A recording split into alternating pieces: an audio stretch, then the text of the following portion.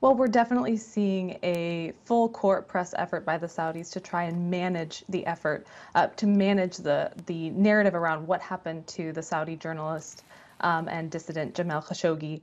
We're seeing a very, really strong effort by the Saudi government to try and turn the negative PR into a news cycle that they can control. Saudi Arabia has a massive investment conference next week, and we're seeing all sorts of prominent investors and companies pull out. This is something that Saudi Arabia is willing to tolerate in the short term, but what they don't want to happen is for there to be a long-term chill on foreign investment interest in the kingdom.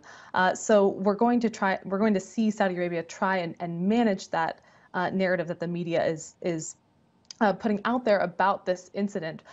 But what really matters to Saudi Arabia right now is whether or not they have the White House on their side with respect to their story about Jamal Khashoggi. And we are seeing President Trump very heavily defer to what the Saudis are saying happened inside that consulate that day. So that is something that really matters to them. And it shows that really at the highest levels of the Saudi government and the U.S. government, we are seeing a desire to keep that strategic alignment in place despite this very serious incident. Wow, gosh. Okay, so, to put it bluntly, it sounds as though it's going to be guns and arms sales over human rights. But let me ask you, if you do expect Secretary Pompeo, when he arrives in Riyadh, to be very roughly on the same page as this news story that the Saudis are now trying to manage, this new message, what is that message going to be? The message really, of course, Secretary of State Mike Pompeo is not going to parrot exactly what the Saudis say or what the Turkish investigators have said, because after all, there is a U.S. investigation ongoing right now that was triggered by a group of senators, a bipartisan group of senators, triggering a Magnitsky probe into the causes and really the culpability behind the disappearance of Jamal Khashoggi. And so there is a lot of congressional pressure on the executive branch in the U.S. right now to try and come up with answers.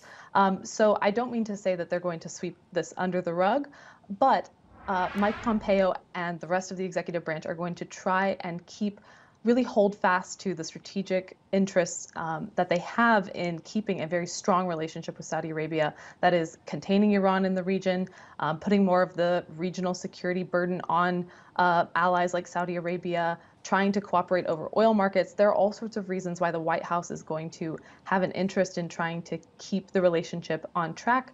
Arms sales, of course, are one. And I think President Trump was very clear 2 years ago or a year and a half ago when he was standing in Saudi Arabia next to the king. He said, we want a partner, we want strategic partners, but we don't want perfection. And so I don't think that this administration is looking as hard into issues of human rights as they are into really the reasons for strategically aligning with certain partners for mutual benefit. Still watching? Perfect. Click here to watch another great video from CNBC International. Oh, and don't forget to subscribe. Thanks for watching.